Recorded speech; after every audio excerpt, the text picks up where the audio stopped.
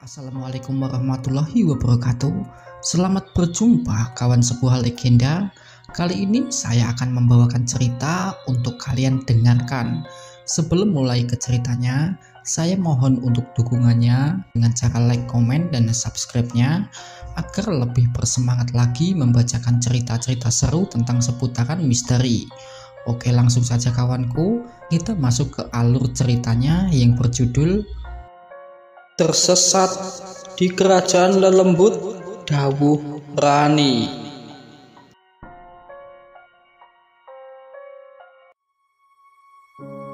Siluman ular menjulurkan lidahnya. Ia merenggangkan semua otot-ototnya, membuka mulut lebar, siap menelan Pak Suketi. Siluman ular itu menelan dari kaki Pak Suketi setelah sampai pinggang. Tiba-tiba suara robekan tubuh ular itu terdengar sangat keras. Mang Fauzan, ia datang membawa pasukan 7 ekor harimau putih. Harimau itu terlihat sangat buas, mengibaskan ekornya menerjang ribuan siluman ular. Mang Fauzan segera menolong Pak Suketi. Ia meminumkan ramuan yang dibawanya tadi. Ia membawa suling kinanti milik sang ustadz. Pak Suketi sadar, ia terkejut melihat kedatangan Mang Fauzan. Fauzan, kau sudah sembuh? Bagaimana bisa secepat ini menyusul kami? Ya, aku sudah sembuh. Aku melihat suling kinanti tertinggal, jadi aku membawanya. Aku juga membawa serbuk bidara dari istriku.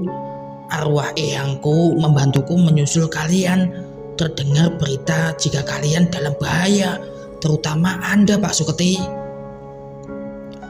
Terima kasih, Fauzan, atas pertolonganmu.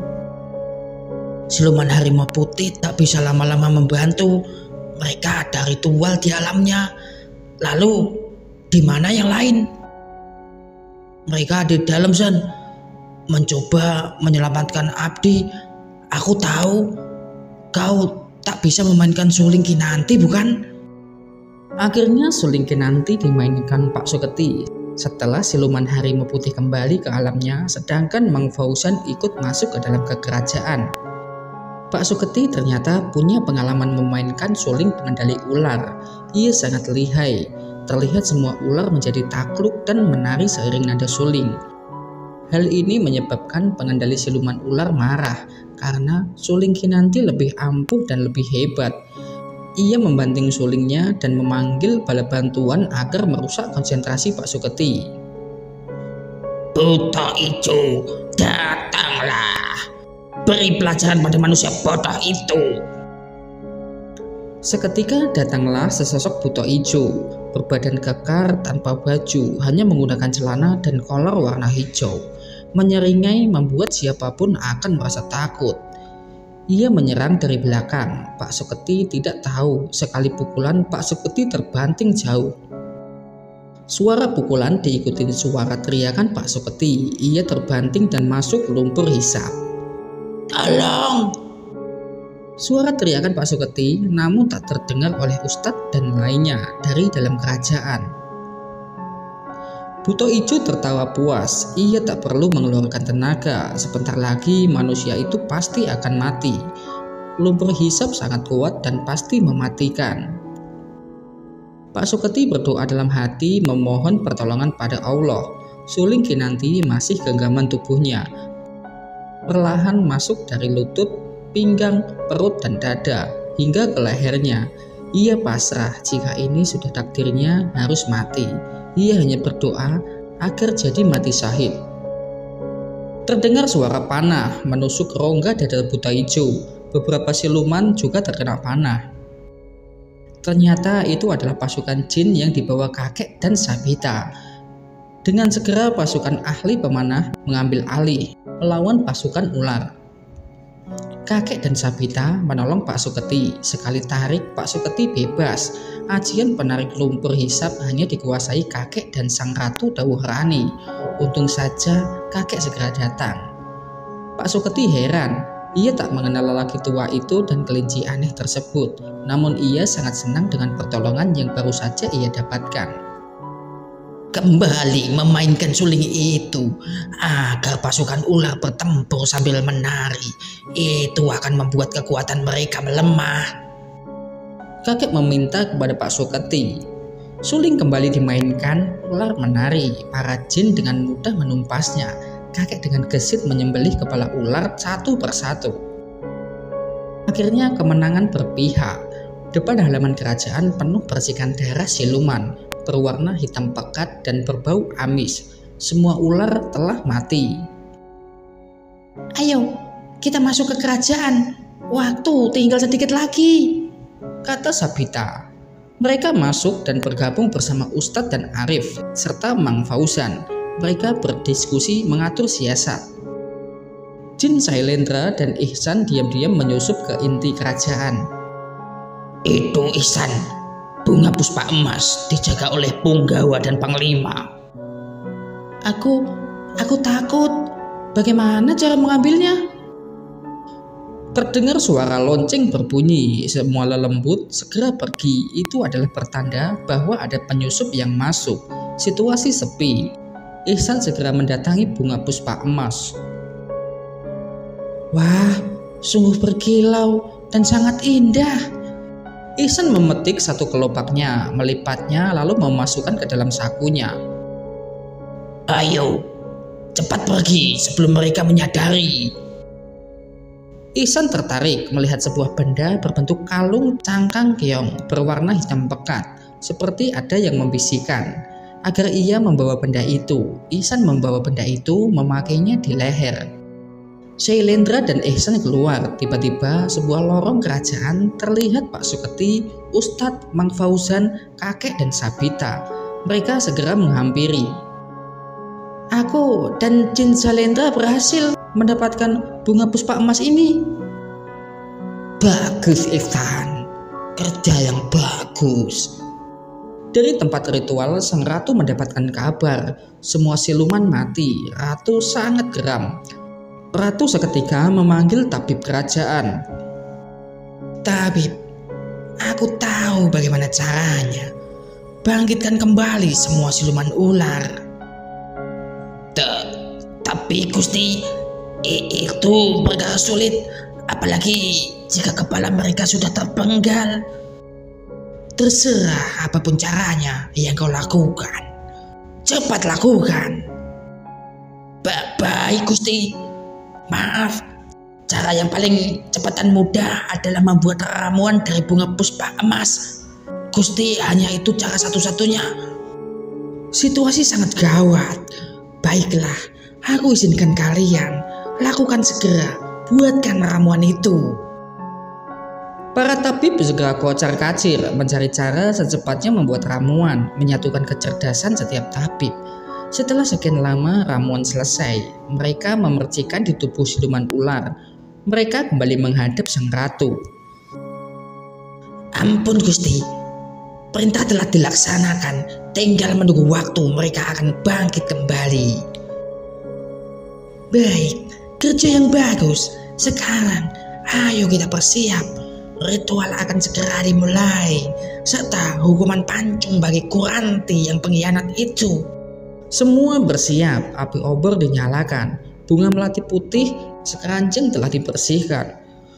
7 orang pemuda dibawa dan ditidurkan di tempat ritual, semuanya dalam keadaan sadar, kecuali pemuda bernama Johan. Ia masih belum sadarkan diri hingga sekarang. Ratusan pemuda lainnya juga ikut menyaksikan ritual. Mereka diikat dengan rantai besi. Di hadapan mereka terlihat pemandangan amat sangat mengerikan. Kuranti juga diseret. Ia akan menjalani eksekusi mati, tepat di samping 7 pemuda.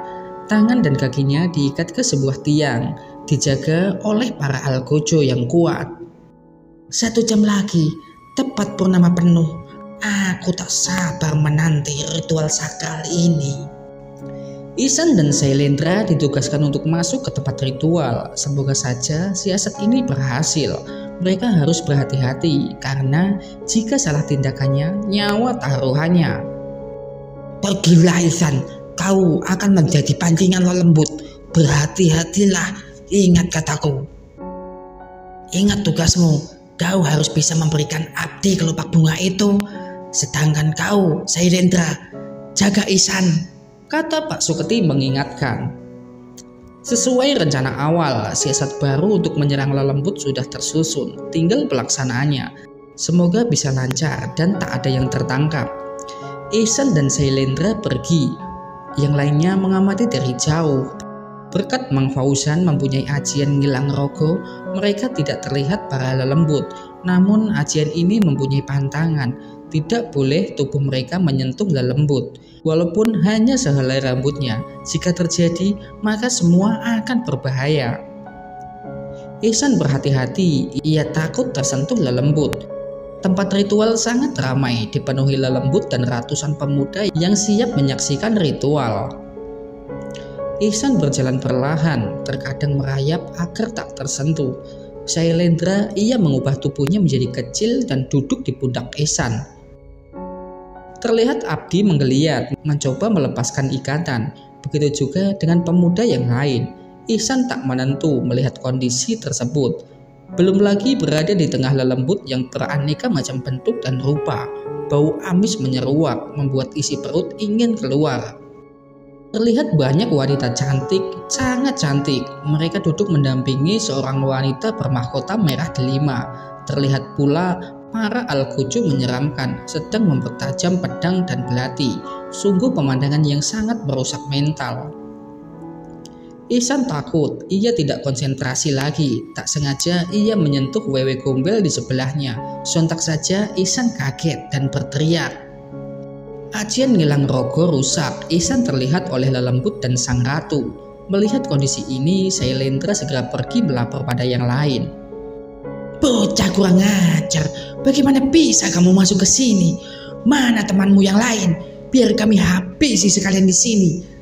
Katakan, di mana tempat persembunyian mereka? Suara ratu menggema. Tidak akan, ucap Ihsan lantang. Tubuhnya bergetar hebat. Keringat dingin mengucur deras. Prajurit, tangkap dia. Ambil bocah itu sebagai pengganti posisi si Johan. Sungguh ritual ini tak akan gagal. Prajurit segera menangkap Ihsan, melepas pakaiannya lalu menggantinya dengan pakaian serba putih. Minumlah darah ular ini, bocah. Ihsan menolak, menutup mulutnya rapat-rapat. Sudah, jangan dipaksa dia. Jangan sampai kejadian kemarin terulang kembali. Sekarang ikat dia dan tidurkan di sebelah pemuda yang baru. Sudah purnama penuh, Gusti. Ritual sudah bisa dimulai. Sailendra pergi ke tempat persembunyiannya. Gawat, gawat. Ihsan tertangkap dan sekarang akan dijadikan pengganti tumbal. Ia berkata dengan ekspresi cemas. Sontak saja yang lain terkejut. Semua terlihat cemas. Rencana awal sudah gagal. Artinya harus ada siasat baru. Sedangkan waktu tak memungkinkan. Bagaimana ini, Ustadz? Tidak ada jalan lain. Kita harus menyerang dadakan. Baiklah, Ustadz. Jika itu yang terbaik, semampunya kita akan berjuang, sahut Mang Fauzan. Tenang saja, kami akan membantu. Sabita, tolong cari baju Ihsan, ambil kelopak bunga itu. Sabita mengangguk, tanda setuju. Semua segera keluar, menggebrak ke ruang ritual, sedangkan pertempuran di luar kerajaan masih berlanjut antara lelembut, budak Dawurani dengan para jin. Di dalam ruang ritual terlihat sang ratu sedang mencuci keris dengan air bunga melati. Ketika keris masuk air ke-7 kali, air bening tersebut berubah menjadi warna merah darah. Bunga melati rusak menghitam. Di sebelah para pemuda terlihat Kuranti, ia sedang meringis kesakitan. Ikatan tangannya dan kakinya terlalu kuat. Ia dijaga oleh beberapa al-Quju yang siap menghukumnya. Pedang berkilat dan belati telah siap. Amar melihat Kuranti, ia sungguh cantik jelita, namun sayang ia lelembut Dawurani. Amar menatap mata Kuranti, ia langsung jatuh cinta. Kuranti juga demikian. ada rasa bergetar di dada ketika Ammar memandangnya. Perasaan benci atas perlakuan kerajaan semakin membara. Pertempuran kembali tumpah ruah. Ammar menyerang para Algojo. Algojo yang sedari tadi telah memegang alat eksekusi tak tinggal diam, membalas dengan ganas. Shailendra juga membantu Ammar untuk menyelamatkan Kuranti. Ammar melepas sorban di kepalanya. Sorban itu berputar-putar bak ular kelaparan, seketika berubah menjadi sebuah tombak berumbai manik geto geni. Ammar menepis setiap serangan Algojo tanpa ampun. Algojo memanggil jin penunggu tanah untuk mengalihkan sementara. Algojo lain mendekati Kuranti. Tiang gantung eksekusi diturunkan perlahan. Kuranti terlihat pasrah, ada bulir bening di sudut matanya. Shailendra bertempur dengan jin tanah, melingkarkan kaki membuat perlindungan anti serangan, lalu sigap dengan menerjang dada jin tanah. Jin itu terjerembab, terpelanting ke tiang penjara para pemuda yang diculik. Suara tabrakan keras membuat semua pemuda ketakutan. Jin tanah semakin geram, ia menyerang bertubi-tubi. Ia membelah batu besar di hadapannya, lalu melemparkan ke arah Shailendra. Shailendra menahannya dengan tapak tangannya, namun energinya tidak cukup banyak. Dengan bismillah, batu itu pecah menjadi serpihan debu. Suara pecahan batu sungguh memekakan telinga, dentuman keras bak petir menggelegar. Terdengar suara jeritan, teriakan dari ratusan pemuda. Mereka sangat ketakutan melihat pertempuran yang amat sangat sengit di hadapan mereka. Pertempuran terus berlanjut, semuanya sama-sama kuat dan hebat. Ammar dengan beringas menahan gerakan Algojo. Ia bertarung dengan 7 Algojo berbadan kekar. Algojo itu berasal dari pasukan Buto Ijo. Sungguh lawan yang tak sebanding. Algojo yang telah terlatih menyerang dengan jurus sama dalam waktu sesaat. Ammar menghindar, namun sayang satu pukulan tak mampu ia hindari. Pukulan di dada membuatnya sesak. Matanya berkunang-kunang. Kesempatan itu tidak dilewatkan para Algojo, terus menyerang bertubi-tubi. Ammar terpelanting, tangan kanannya menembus sebuah belati yang tertancap tombak miliknya, kembali berubah menjadi sorban. Tiang gantungan sudah turun, di bawah kaki Kuranti ada api yang siap menyiksa. Sang ratu geram, ia tak menyangka akan ada kerusuhan di dalam ruang ritual. Algojo, bunuh Kuranti sekarang.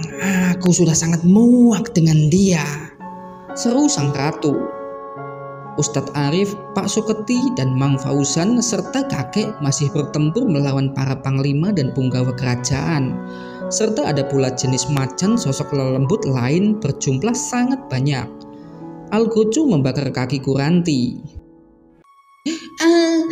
Ampun Ratu, ampun. Pekik Kuranti, suaranya sangat-sangat sedih. Tidak ada ampun untuk pengkhianat seperti kamu, seru para Algojo. Algojo lain membawa pedang, ia merobek tangan Kuranti, membuat robekan silang di kaki dan tangannya. Kondisi Kuranti sekarat, kakinya gosong dan luka sobekan menganga. Kuranti pun pingsan. Siksa dia perlahan, biarkan dia sadar, baru eksekusi pancung. Suara gelak tawa sang ratu menggema. Tak lama kemudian Sabita datang. Ia berhasil mengambil kelopak bunga di baju Ihsan. Sabita dengan segera mencabut belati di tangan Ammar. Ternyata belati itu beracun. Sabita mengetahui dari asap yang dikeluarkan. Bangunlah, akan kuberi kau tenaga dalam, seru Sabita. Ammar duduk. Kemudian Sabita meletakkan tangan di punggung Ammar. Ammar pulih kembali, namun racun di tubuhnya akan terus menjalar hingga kematian menjemput. Ammar tak gentar, ia kembali bertarung, ia harus menyelamatkan calon istrinya. Dengan beringas, Ammar memukul para Algojo. Kali ini Algojo kewalahan. Kelemahan Buto Ijo itu ternyata di bagian perut. Bergilir Ammar memukul perut mereka hingga pecah. Ammar melepas ikatan Kuranti lalu kabur. Ia pergi mencari ruang tabib, menemui paman Kuranti. Siapa kamu? Tanya para tabib. Aku teman Kuranti. Aku menemukan Kuranti terluka. Ia sepertinya kena serang musuh. Jawab Amar berbohong agar Kuranti bisa sembuh. Itu ponakanku, kemarikan. Akan kuobati. Seorang tabib segera turun tangan, sepertinya ia adalah paman Kuranti. Tabib, bolehkah aku minta obat penawar racun pada pelatih kerajaan? Oh iya, ambil ini. Amar meminum sebuah ramuan tabib ajaib, langsung sembuh seketika. Sabita diam-diam menyusup. Ia mendatangi Abdi. Ia memasukkan kelopak bunga puspa emas ke dalam perut Abdi. Dengan segera Abdi memakannya. Terima kasih Sabita, kamu datang di saat yang tepat. Bersabarlah, kami akan membantumu. Pura-puralah tidur, Abdi. Sabita meninggalkan Abdi. Ia keluar dari kerajaan untuk mengamati apa yang terjadi. Amar kembali untuk membantu teman yang lain. Amar menyerang para wanita dayang yang melindungi sang ratu. Pak Suketi dengan para genderuwo, Mang Fauzan, Ustadz dan kakek menumpas lelembut beraneka macam bentuk dan rupa. Melihat kondisi semakin kacau, ahli tenung menyarankan agar sang ratu melakukan sendiri ritual penumbalan. Ampun Gusti, keadaan semakin gawat. Lebih baik lakukan sekarang Gusti ritual penumbalan darah suci para perjaka sebelum terlambat. Ahli tenung membisikkan kepada sang ratu. Baiklah, selagi mereka bertempur, aku akan menyembelih para pemuda satu persatu. Sang ratu mengangkat tinggi kerisnya lalu menancapkan di leher pemuda pertama. Darah segar keluar bercahaya. Sang ratu mengeluarkan taringnya, meminum darah pemuda pertama. Sampai pemuda kelima, ia berhasil meminum darah suci tersebut. Pemuda keenam adalah Abdi. Ia menuruti perintah Sabita untuk berpura-pura tidur. Ratu mendekat lalu menancapkan kerisnya di leher Abdi. Ia meminum darahnya. Ihsan adalah pemuda ketujuh. Ia menangis melihat nasib sang paman. Ia merasa sedih, Abdi telah menjadi korban kekejaman sang ratu. Ratu mendekati Ihsan, ia mengelus pipinya. Hai anak manis, kau paling belia di sini. Pasti darahmu sangat manis sekali. Ratu mengangkat kerisnya. Ustadz Arif yang sempat melihat segera bertindak. Suara keris terbanting, keris itu patah menjadi dua. Ustadz menendang sambil berzikir. Keris pujaan kebanggaan kerajaan telah rusak. Keris itu sangat kuat, belum ada yang dapat merusaknya. Ratu amat geram, ia tak menyangka manusia di hadapannya sangatlah gagah perkasa. Mantra apa yang kau ucapkan tersebut hingga kerisku patah? Berdebah kau. Sang ratu menyerang, kekuatannya semakin dahsyat setelah minum darah suci 6 pemuda tadi. Dengan beringas melawan serangan Ustadz. Ustadz mengambil tasbihnya, memainkan alunan zikir dan doa di tiap bulirnya. Ratu menyerang dari belakang. Dengan selendang saktinya, ia mencoba menjerat leher Ustadz. Ustadz menunduk menghindar memainkan sorbannya. Pertempuran selendang sakti dan sorban terjadi. Di sisi lain, Sailendra, Pak Suketi, Mang Fauzan dan kakek telah menyelesaikan tugasnya. Lelembut telah dikalahkan, sekarang hanya tinggal ahli tenung dan ratu yang tersisa di ruang ini. Tiba-tiba Sabita datang. Kakek, siluman ular berhasil dibangkitkan. Mereka bertambah kuat dan beringas kakek. Jumlah mereka sangat banyak. Lapar Sabita. Pak Suketi segera bertindak. Tanpa aba-aba, ia langsung keluar, memainkan kembali suling Gintani. Ia berusaha menahan agar siluman tak masuk ke dalam. Kali ini Pak Suketi disusul oleh ahli tenung. Ia mengambil alih suling Ulorekso Kandani. Terjadilah perebutan nada suling. Separuh siluman menari tenang, separuhnya belingsatan beringas. Untungnya siluman ular itu terbagi dua. Mereka saling tak bisa menyerang. Pak Suketi adu pertahanan memainkan suling agar bertahan 1-1. Di dalam kerajaan pertempuran masih berlanjut. Ustadz dan Mang Fauzan melawan ratu. Kakek dan Sabita membebaskan Ihsan. Terlihat di sebelah Ihsan terbujur kaku sosok manusia yang mereka perjuangkan. Abdi tergeletak kaku tanpa darah. Ia mati, jadi tumbal ritual gede Amusea. Tak terasa perjuangan berakhir sia-sia. Malangnya nasib Abdi. Ihsan juga tak kuasa menahan tangis. Pecahlah suasana duka di antara pertempuran sengit.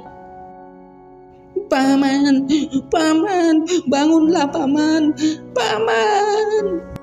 Isak Ihsan sambil memeluk pamannya. Sang ratu sangat sakti. Pak Suketi dan Pak Ustadz Arif kewalahan. Kekuatannya bertambah setelah minum darah pemuda. Meskipun ritual gagal, namun kesaktiannya tetap. Hanya saja jika ritual ini gagal, sang ratu akan berubah menjadi tua bangka dan buruk rupa dalam waktu semalam. Ihsan masih menangis. Ia tak pernah menangis seperti ini sebelumnya. Rasa sakit akan kehilangan sangatlah pedih. Ihsan menangis terseduh-seduh, membuat air matanya berlinang hingga menetes lehernya, membasahi kalung yang ia ambil tadi.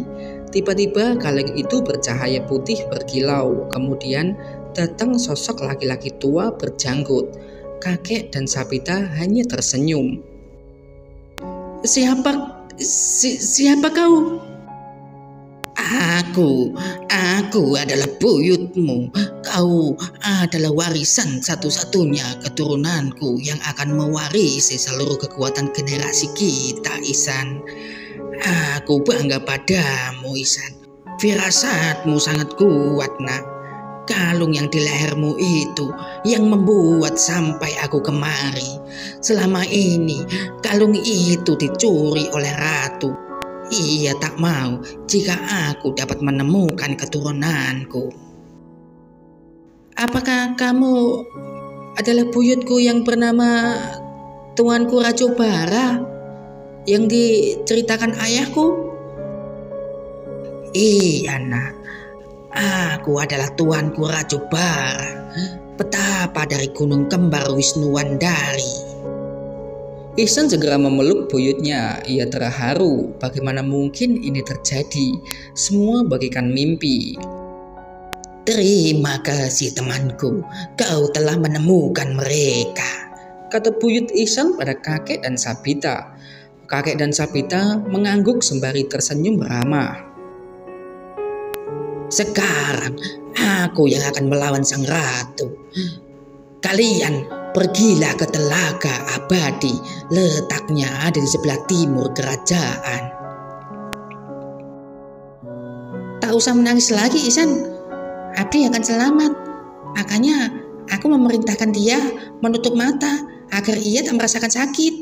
Sabita menimpali. Panggil Kuranti. Ia tahu jalan tercepat menuju telaga. Ia pasti sudah sembuh. Kakek berkata pada Amar. Kebetulan Amar telah selesai bertempur. Tanpa kata, Amar segera berlalu. Ia mencari Kuranti ke ruang tabib. Sesampainya di sana, terlihat Kuranti telah sembuh. Ia sedang duduk manis, dada kembali gemuruh. Sungguh ia sangat cantik. Wahai Adinda, engkau telah sembuh. Ikut aku.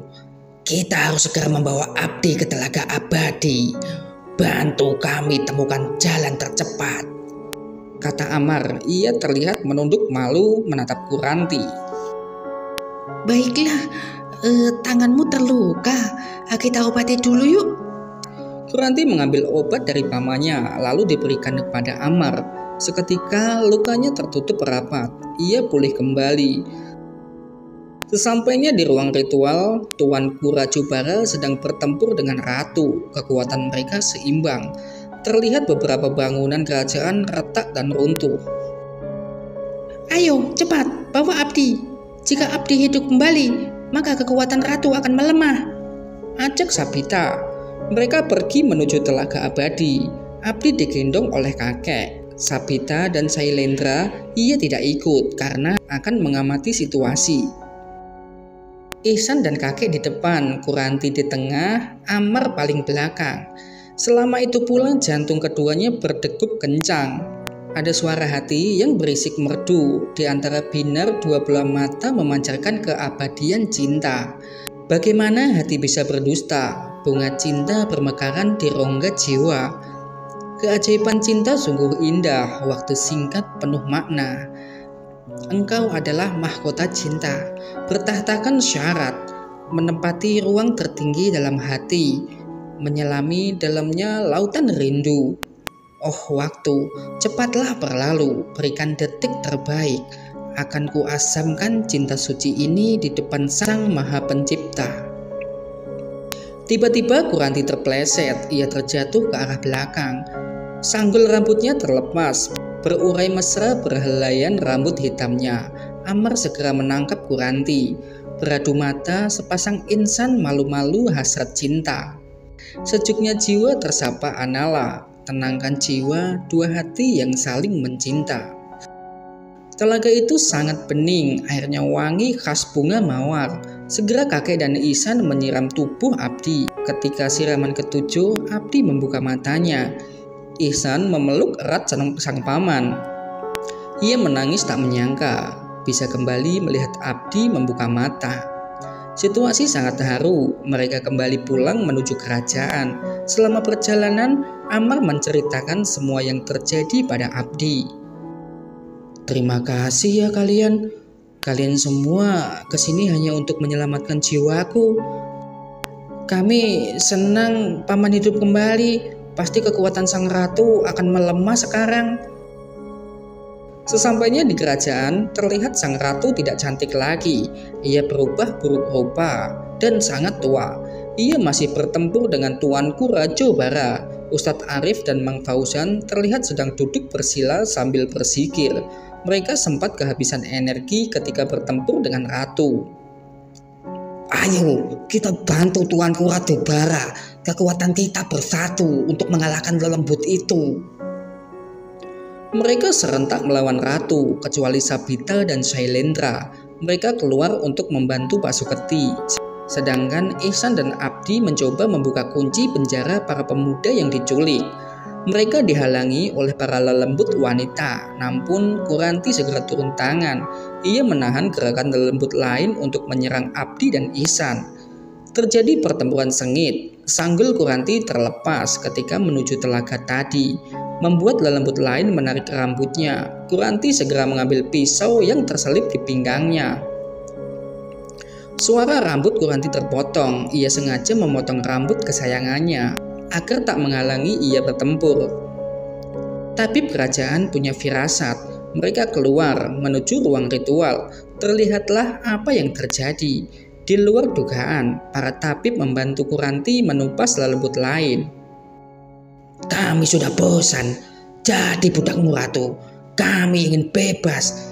Ini waktu yang sangat kami nanti-nanti, kata salah satu tabib sambil menumpas Dayang dan Punggawa. Akhirnya mereka menang. Semua lelembut wanita ditumpas habis. Abdi dan Ihsan juga berhasil membuka pintu penjara.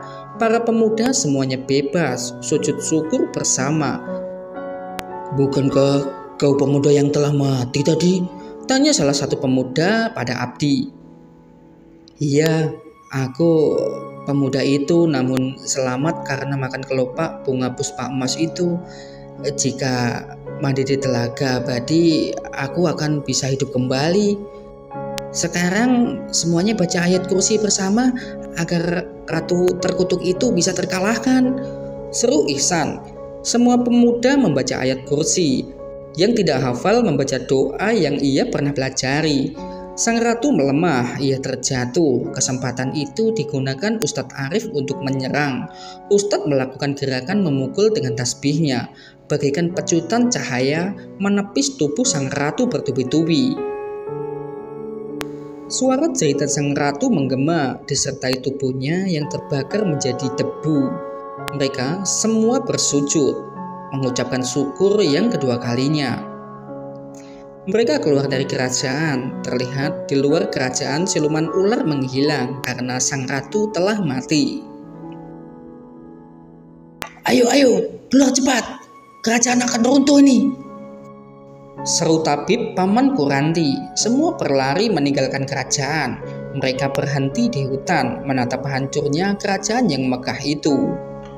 Suara letusan percikan api melalap habis kerajaan. "Sekarang sudah saatnya kita kembali," kata Ustadz. Para pemuda yang diculik diperintahkan untuk pulang duluan. Ihsan memeluk buyutnya, ia menangis. Sang buyut hanya tersenyum sembari mengelus rambutnya. "Jangan bersedih, nak. Aku akan selalu menjagamu. Simpanlah kalung siput ajaib itu. Aku akan datang menemui jika kau memanggilku, nak," kata tuanku Raju Bara. "Baik, kakek buyut," seru Ihsan masih sambil mengusap air mata. Abdi mengucap terima kasih pada Sabita dan kakek. "Terima kasih kakek dan Sabita telah menolongku. Terima kasih ya semua." Abdi memeluk kakek dan Sabita bergantian. Tangis tak dapat terbendung. "Paman, ini adalah calon suamiku. Aku izin agar menikah dengannya ya, Paman," ujar Kuranti sembari bersimpuh lalu diikuti oleh Amar. "Iya, nak. Aku merestui kalian. Jadilah pasangan yang abadi selamanya. Aku siap menjadi wali pernikahan kalian, nak," seru tabib paman Kuranti mengelus kepala mereka berdua. Ustadz Arif, Mang Fauzan dan Pak Suketi bergantian memeluk mereka. Ucapan terima kasih dan kata perpisahan sebagai tanda persahabatan. Sebelum mereka pulang, tabib mencabut tanaman kunyit miliknya. "Ini tanamanku. Kuberikan kalian masing-masing 1 genggam. Jangan menolak. Ini akan sangat berguna bagi kalian," kata tabib sembari memberi 1 genggam kunyit pada Ustadz Arif, Abdi, Ihsan, Mang Fauzan dan Pak Suketi. Sedangkan Kuranti, Amar, kakek dan Sabita tidak diberikan karena itu hanya diberikan pada manusia. "Baik, terima kasih. Kami pamit. Assalamualaikum," kata Pak Ustadz. Tak lama kemudian muncul pintu dimensi. Mereka segera masuk. Kakek, Sabita dan tabib melambaikan tangan. Mereka sampai dan kembali ke raga masing-masing. Abdi juga membuka mata. Jasadnya ada di rumah telah hidup kembali. "Alhamdulillah, kalian kembali dengan selamat," kata Mbok Rika. Mereka membuka genggaman tangan. Kunyit tadi berubah menjadi emas batangan berkilauan. Mereka pulang ke rumah masing-masing dan istirahat. Tubuh mereka sangat-sangat lelah. Di rumah Abdi, suasana haru biru terjadi. Keluarga Abdi meneteskan air mata bahagia. "Kau kembali, nak. Nak, syukurlah Abdi." Kakak-kakak Abdi senang. Mereka membuat kenduri selamatan atas kembalinya Abdi, mengundang semua warga kampung untuk makan dan berdoa bersama. Tamu istimewanya yaitu Pak Ustadz, Mang Fauzan dan Pak Suketi. Abdi kini tidak miskin lagi. Ia menjadi kaya raya. Sawah dan kebunnya berhektar-hektar. Ia juga membantu warga desa. Seorang yang sangat dermawan. Ia memberanikan diri melamar Ratih, anak kepala desa. Dengan senang hati lamarannya diterima. Hari H pernikahan telah ditentukan. Abdi tak sabar menanti hari pernikahannya. Seminggu sebelum Abdi menikah, ia menghadiri acara pernikahan Amar dan Kuranti di rumah Pak Ustadz Arif. Amar dan Kuranti terlihat malu-malu. Pernikahan dihadiri Abdi, Mang Fauzan, Pak Suketi, Mpok Rika, dan jin pasukan Amar. Amar dan Kuranti menikah, tabib sebagai wali dan Ustadz sebagai saksi dan pembaca doa. Senyum bahagia mengembang di bibir kedua mempelai. Waktu syahdu telah datang, meniti kebahagiaan cinta dalam ikatan suci. Tibalah hari pernikahan Abdi dan Ratih, dihadiri warga kampung dan beberapa kampung sebelah. Ramai bersorak-sorai dalam kegembiraan. Kuranti dan Amar juga hadir, namun hanya bisa dilihat oleh Ustadz Arif dan yang lainnya. Suara tabuh rebana mengiringi langkah pengantin. Bertabur bunga 7 warna di bawah pengantin anak-anak. Ijab kabul terucap lancar, semua orang bertepuk tangan. Tangisan haru bercampur bahagia memenuhi ruangan. Ihsan sibuk memotret pesona sang paman. Ratih tersenyum dengan senyuman termanisnya, mencium syahdu tangan sang imam, dibalas ciuman lembut tepat di kening Ratih, diikuti godaan-godaan khas pengantin baru yang diucapkan warga kampung untuk mereka. Acara kembali dilanjutkan. Abdi dan Ratih duduk bersanding di pelaminan berwarna merah dan kuning emas. Semua orang bersukaria, menari dan bernyanyi. Hidangan lezat melimpah ruah. Ratih dan Abdi bertatap mata dengan tangan tergenggam mesra. Inilah hari yang dinanti, pertemuan dalam ridho ilahi. Semoga selalu kekal abadi hingga di surganya nanti. Abdi dan Ratih makan kue. Ada sisa kue di sudut bibir Abdi. Ratih segera membersihkannya dengan jari halusnya. Seketika darah Abdi berdesir. Ada jiwa yang getar hebat dalam kisah kasih yang halal. Ratih tersenyum, pandangannya menunduk manja. Acara selesai, tamu undangan pulang. Keluarga besar juga sudah pulang. Ratih dan Abdi mandi, tubuh panas akibat memakai baju adat. Kamar pengantin berhias bunga-bunga beraneka warna terlihat. Banyak tumpukan kado dari keluarga dan para undangan. Wangi parfum vanila memenuhi seisi ruangan. Keduanya duduk berhadapan, terlihat gugup dan malu. Tak terasa suara gedupan jantung Abdi sangat berdebar. Seanggun senja bersinar jingga, beradu antara siang dan malam. Menikam waktu yang kian jauh meniti. Asa telah tergenggam. Angan tak lagi sebuah ilusi. Hari baru dengan sejuta harapan. Wahai gadis pujaan, laksana rembulan dalam gelap malam. Engkau datang dengan selimut kesejukan, melepas masa kesendirian. Akan kujaga permata indahku, ratu sepanjang hayatku.